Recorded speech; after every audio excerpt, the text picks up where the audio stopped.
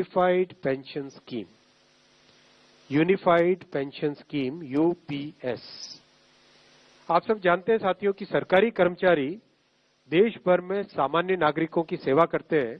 चाहे शिक्षक हो, स्वास्थ्य डॉक्टर्स हो, नर्सेज हो, सफाई कर्मचारी हो, पुलिस हो, रेलवे के कर्मचारी हो, डाक सेवा के कर्मचारी हो, कृषि वगैरह में हर एक फील्ड में सरकारी कर्मचारी देश भर में सेवा करते हैं और उस सेवा से समाज की एक व्यवस्था चलती है और सदियों से सरकारी कर्मचारियों का बहुत एक महत्वपूर्ण किसी भी सोसाइटी में स्थान रहा है, चाहे पास्ट देखें, आज देखें, चाहे डेवलप्ड कंट्रीज देखें, डेवलपिंग कंट्रीज देखें, सब जगह गवर्नमेंट एम्प्लॉयज का, गवर्नमेंट के एक पूरे स्ट्रक्चर की बहुत बड़ी वैल्यू रही है। सरकारी कर्मचारियों की सामाजिक सुरक्षा, सोशल सिक्योरिटी से रिलेटेड मैटर्स हमेशा से उठते आए हैं और समय समय पे बहुत अच्छे निर्णय भी लिए गए। खासकर जो सेवानिवृत्ति यानी रिटायरमेंट या सुपर एन्युएशन जिसको कहते हैं टेक्निकली, सुपर एन्युएशन के बाद में पेंशन जो मिलती है वो सामाजिक सुरक्षा का बहुत बड़ा एक महत्वपूर्ण उसका पिलर है, उसका बहुत बड़ा एक महत्वपूर्ण भाग है। देश भर में सरकारी कर्मचारियों की तरफ से हमेशा मांग आती रही कि जो एनपीएस स्कीम है उसमें सुधार किए जाए। सुधार के लिए एक कमेटी बनाई थी माननीय प्रधानमंत्री श्री नरेंद्र मोदी जी ने अप्रैल 2023 में। डॉक्टर सोमनाथन साहब जो कि आपके सामने आज कैबिनेट सेक्रेटरी डेजिग्नेट के हिसाब से बैठे हैं, आप फाइनेंस सेक्रेटरी के हिसाब से इस कमेटी के चेयरमैन थे और इस कमेटी ने एक्सटेंसिव कंसल्टेशन किया, एक्सटेंसिव कंसल्टेशन। 100 से ज्यादा एम्प्लॉयज यूनियंस एसोसिएशंस के साथ कमेटी ने डिस्कशंस किए, कई मीटिंग्स हुई, कई राज्यों के साथ, करीब करीब सारे ही राज्यों के साथ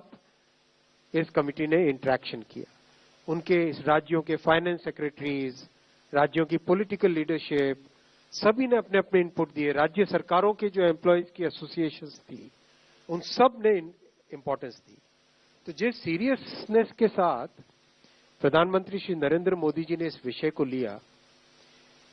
आप सब जानते हैं कि मोदी जी के काम करने की शैली में और विपक्ष में एक बहुत बड़ा डिफरेंस है।